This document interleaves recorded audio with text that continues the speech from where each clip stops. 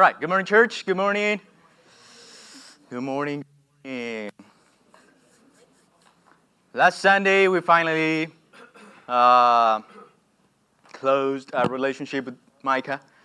And it was a good relationship, I think so. One of the main verses from Micah that we took, it was Micah chapter 6, verse 8, and it says, "Know, O people, the Lord has told you what is good, and this is what He requires of you, to do what is right, to love mercy, and to walk humbly with your God."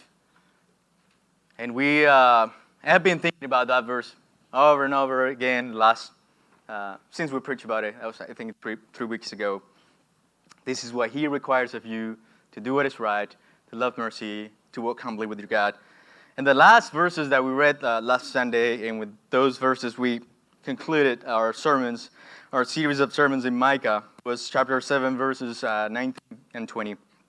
Once you will have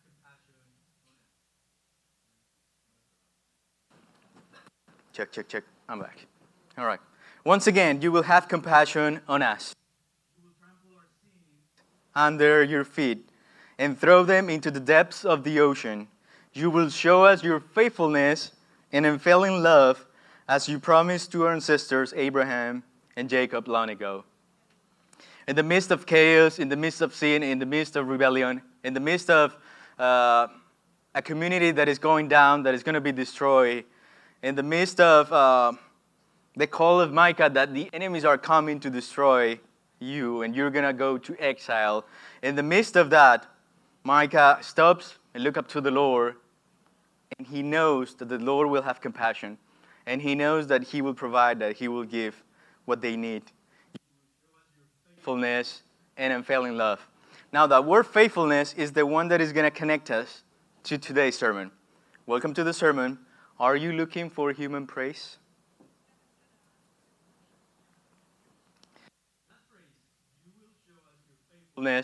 You will show us your faithfulness and unfailing love.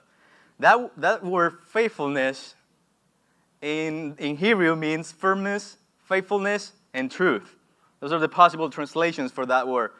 Firmness, faithfulness, and truth. Now, if you translate that word from the Hebrew to the Greek, that is the word that Jesus used in John 14:6 when He says, Jesus answered, "I am the way and the truth and the life. No one comes to the Father except through me." That same word that Micah was saying, you will show us your unfailing love, your faithfulness, and unfailing love. And then Jesus, years later, about 700 years later, He's going to say, I am that faithfulness. I am that truth that you were looking for. I am actually the most expression of unfailing love from the Father to you guys. So Jesus is personifying these two hopes that Micah had at some point. I know you will show us your faithfulness and unfailing love. And when Jesus comes, He says, I am that faithfulness. I am the truth. I am the way, the truth, and the life, and no one comes to the Father except through me. And that's our bridge to Jesus. I want to go back to Jesus because I think Jesus is the perfect way God showed us faithfulness and unfailing love. He was the perfect way of how faithfulness and unfailing love look like. How those two things can be together and can work. And I think Jesus was the personification of those two hopes from Micah. And because of Him, we have mercy, we have grace, we have forgiveness, we have redemption. All of this because of His faithfulness and unfailing love. He set us an example so that we know how to do what is right, so that we know how to love mercy, and so that we know how to walk humbly. If you think about Jesus and you think about those three things that the Lord requires of you, Jesus perfectly handled those things. He knew to do what is right, what was right at the time. He knew how to love, compassion, mercy, loving kindness. He knew how to love. And He knew how to walk humbly with the Lord. He was always walking humbly with the Lord, recognizing the power of the Father, and also walking humbly in ways that people were not liking it, to the point that people were not liking that kind of attitude. Like, we want a powerful man. We want a powerful king. And he was just like, yeah, that's not the way. An example to do what is right, to love mercy, and to walk humbly. So if you ever think about what is to do what is right, what is to love mercy, and what is to walk humbly, and you don't have an answer, maybe you can look at Jesus, and you can see some of the examples of how he acted, how he responded, how he was when he was here on earth. We explore in the last year and a half or so, when I started preaching, we started talking about love God. Because our church plan is love God.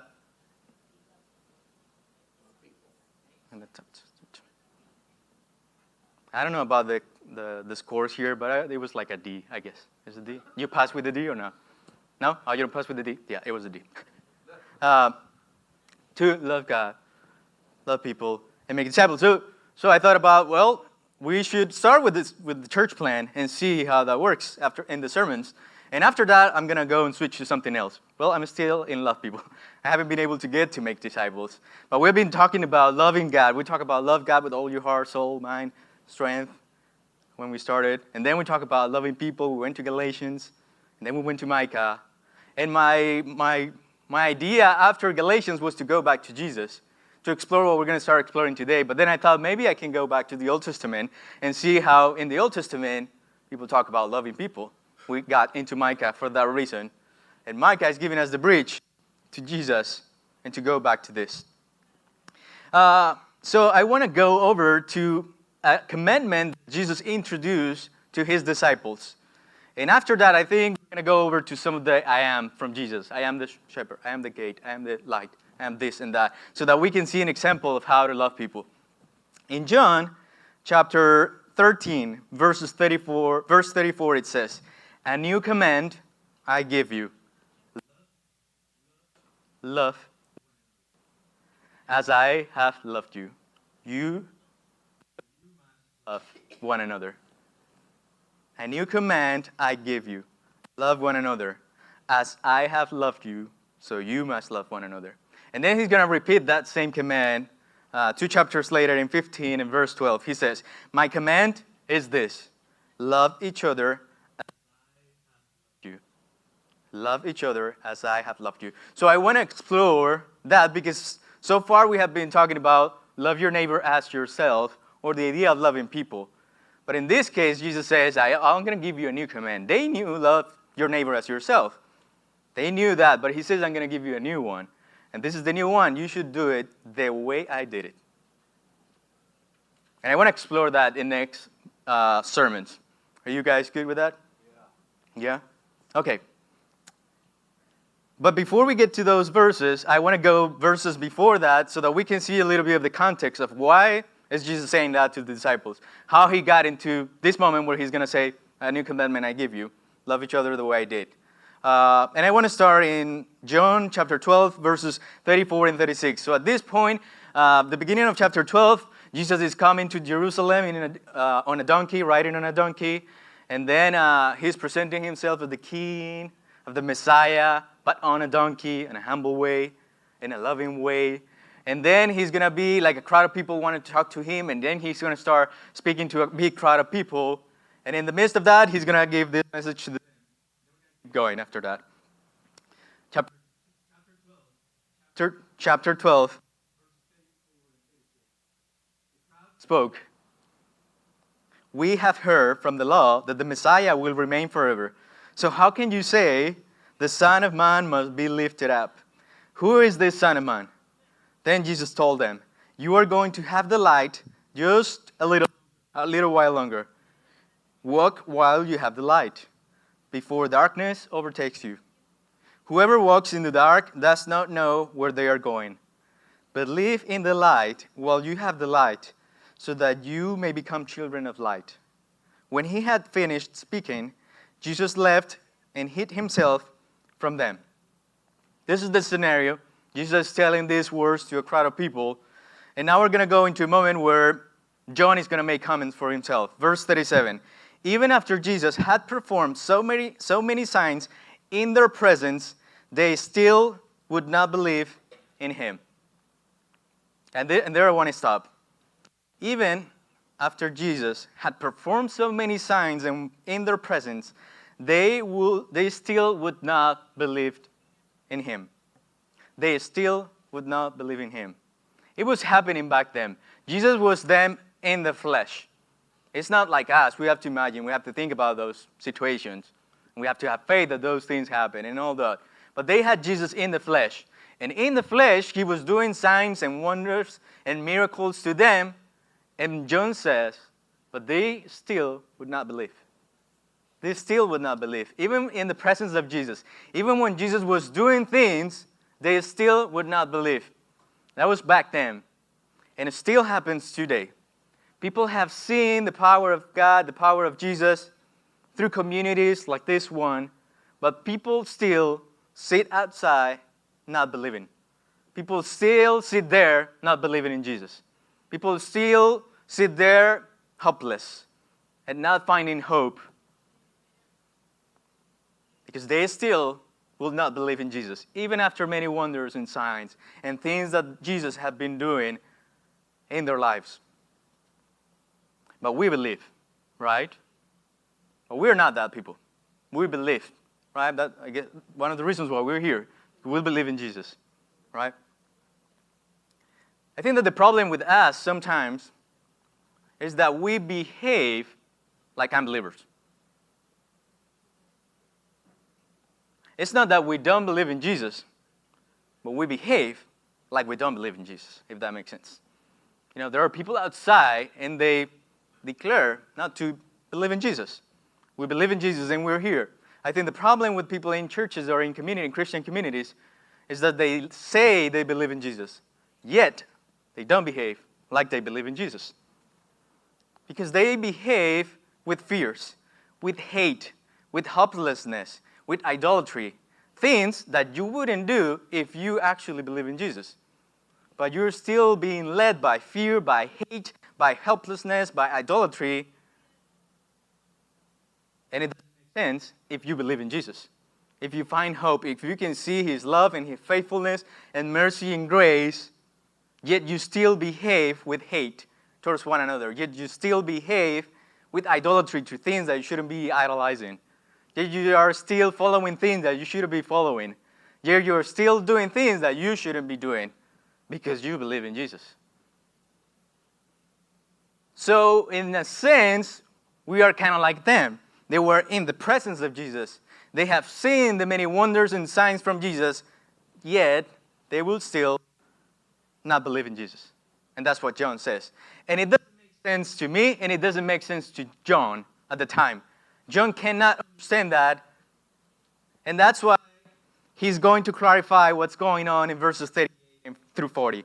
He says, this was the fact that they didn't believe, the fact that even after wonders and signs, they didn't believe. This is what John is going to say. This was to fulfill the word of Isaiah the prophet.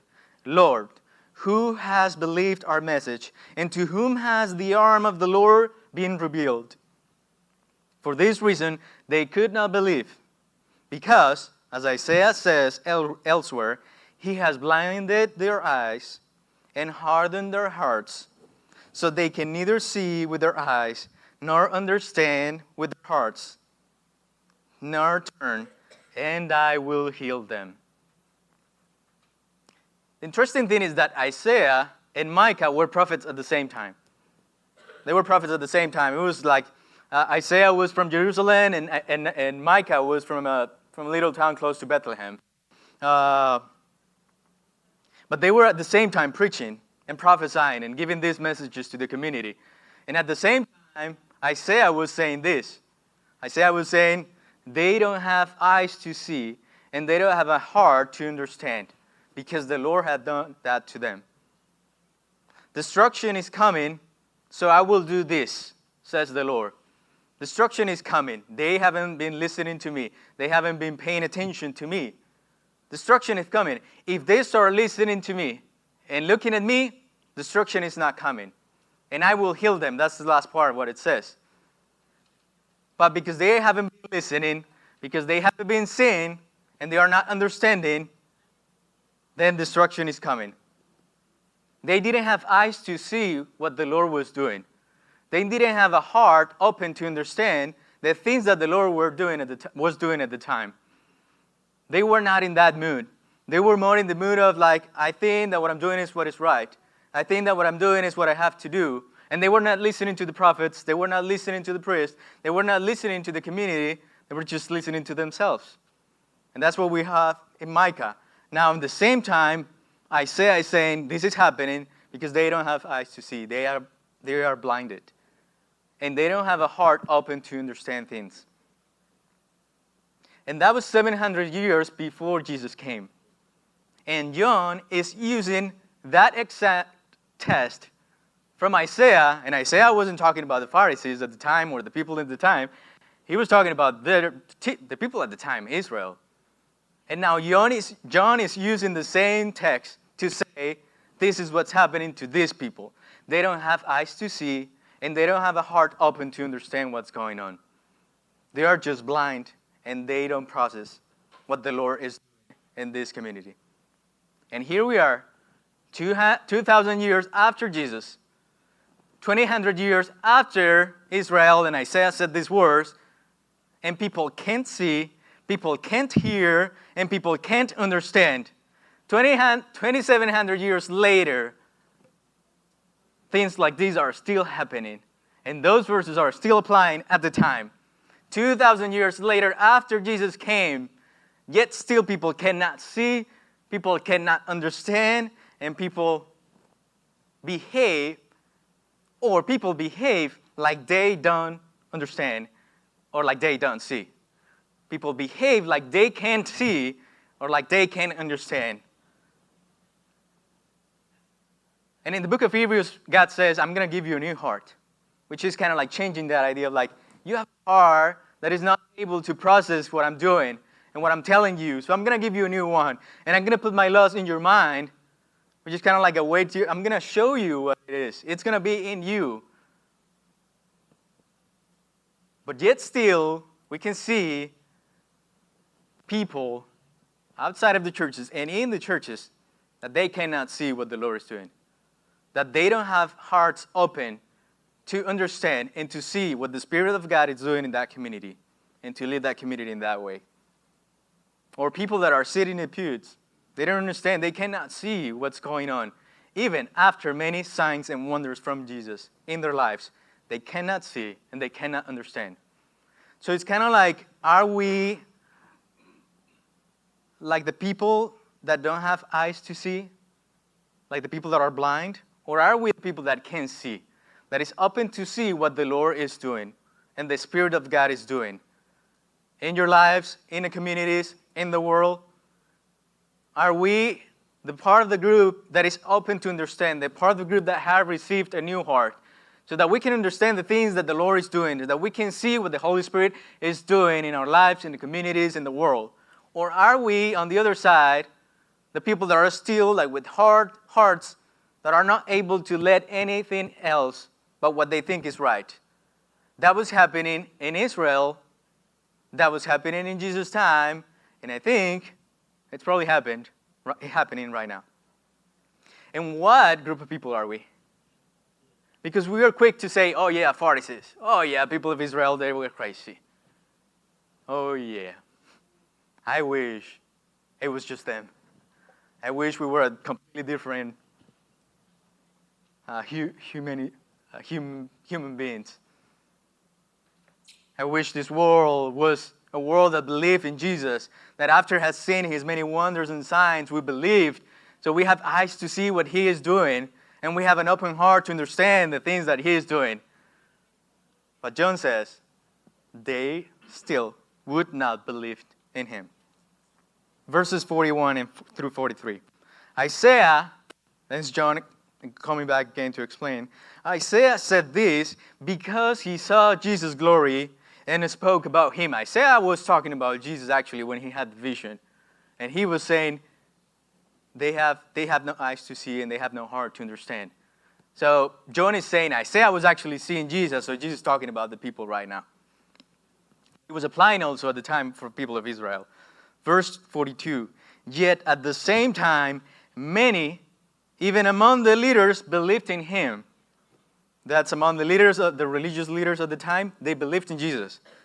But because of they would not openly acknowledge their faith for fear they would be put out of the synagogue.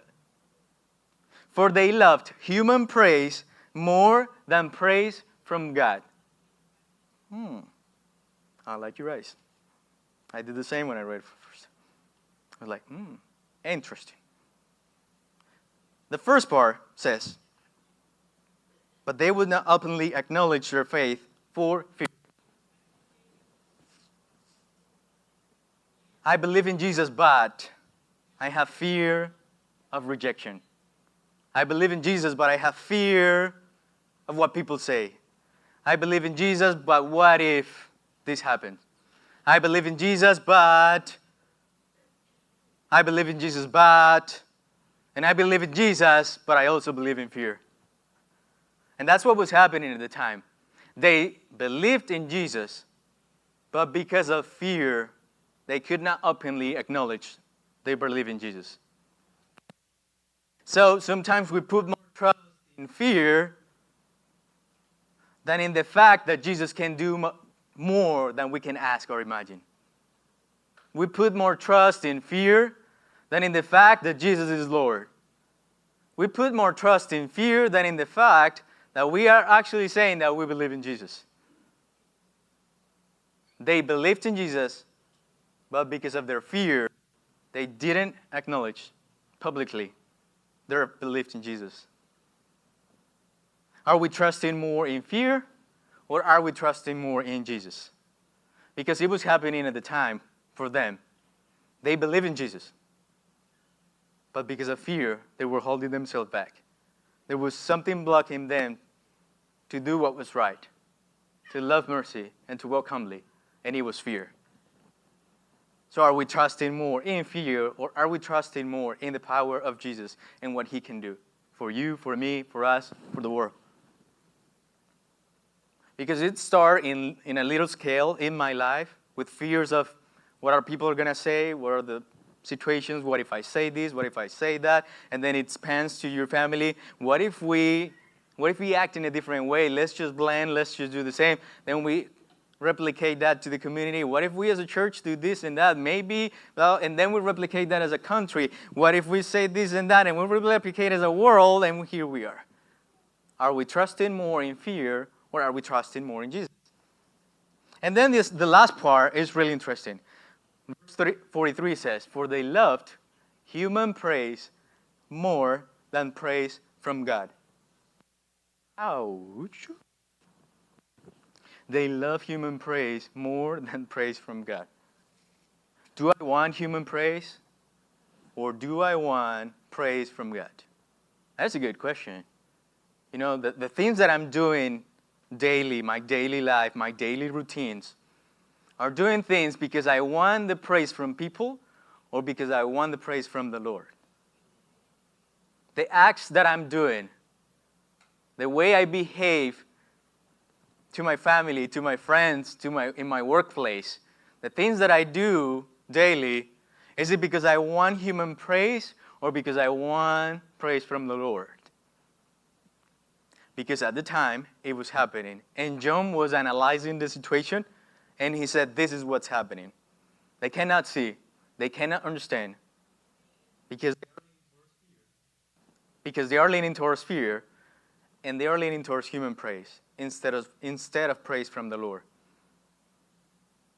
Do I please the Lord, or do I please people? Do I praise the Lord, or do I praise people? And that's a good question at this point. And we're going to stop there to reflect on that idea, because we're talking about, Jesus is saying, you should love one another the way I have loved you. But verses before, he was saying this to them. Then that's going to connect, and that's going to make sense when we get to that part. For they loved human praise more than praise from God. So what we can get out of these verses is this moment of reflection to identify where are we in this moment right now in our lives. And we can talk about the past. The past already passed. We can talk about the future, but the future hasn't come. But you can reflect on how are you right now, in this moment, in the present. How are you acting right now? How are you saying that you believe in Jesus while something is maybe going on differently? Are you leaning more towards fear, or are you leaning more towards Jesus? Are you leaning more towards fear, or are you leaning more towards something different? It's to stop and reflect on what's going on in our lives. Because when we analyze ourselves, then we can make a different. Then we can do something different. Otherwise, we're going to keep doing the same. Because we think that's what was right. That's what is right. Which is what the people were doing at the time. They were believing, but they were not acknowledging that belief in Jesus. They were believing, but publicly they were behaving in a different way, out of fear. So are you leaning more towards darkness or towards light? That was one of the verses that we read. And Jesus talking about that. Are you leaning more towards fear, or are you leaning more towards love? Are you leaning more towards a heart that is not open to see what the Lord is doing? Or are you leaning more towards understanding? Towards, I need to be open to see what the Lord is doing. Are you leaning more to having open eyes and be open to see what the Lord is doing? Or are you more towards blindness and you cannot see what's good? Are you leaning more towards belief, or are you leaning more towards an unbeliever's life? Are you leaning more towards human praise, or are you leaning more towards praise from God? Let's reflect on that. And let me read the verses that Jesus said in the beginning. I'm going to close. It says, whoever walks in the dark does not know where they are going. Whoever walks in the dark does not know where they are going. Believe in the light while you have the light, so that you may become children of God. God bless you.